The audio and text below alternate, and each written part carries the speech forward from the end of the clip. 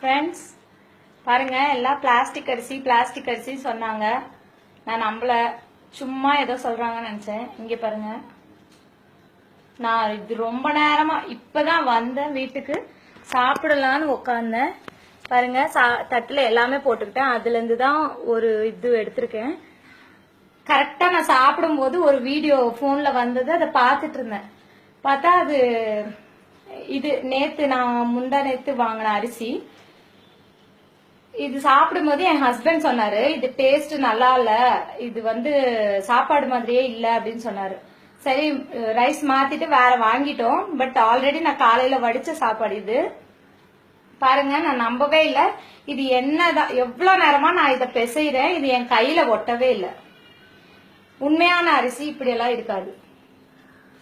பாருங்க, நானும் இப்ப குழந்தைக்கு வாயில வைக்கலான்னு பார்த்தேன். அப்பதான் நான் பார்த்தேன் இந்த அரிசிய, இந்த சாப்பாடு இப்படி இருக்குன்றது. இப்ப ஜஸ்ட் அந்த வீடியோ வந்ததுனால தான் நான் இப்படி உருண்டை பிடிச்சு பார்த்தேன், இல்லைன்னா நான் பார்த்திருக்கவே மாட்டேன். பாருங்க, பவுன்ஸ் ஆகுது பாத்தீங்களா? இத நான் கண்ணார பாக்கலன்னா நான் உண்மையிலே இதை நம்பி இருக்க மாட்டேன். சாப்பாட்டுல எல்லாம் கலப்படம் பண்ணுவாங்களான்னு எனக்கு டவுட்டா இருந்தது. பாருங்க, பாத்தீங்களா? சோ அரிசி வாங்கின உடனே செக் பண்ணுங்க, ட்ரை பண்ணி பாருங்க. கையில இப்படி ஒட்டல, ஏதாவது ஃபங்க்ஷன் போனா கூட சாப்பாடை பிசைஞ்சு பாருங்க, கையில ஒட்டுதான்னு பாருங்க.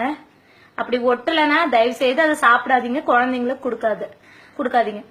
2 டேஸா நான் தெரியாம இந்த சாப்பாடு தான் என் குழந்தைங்களுக்கு கொடுத்துருக்கேன். இதனால என்ன விளைவுகள் வரும்னு எனக்கு தெரியல, பயமா இருக்கு. ஸோ ப்ளீஸ் இதை ஷேர் பண்ணுங்க எல்லாருக்கும்.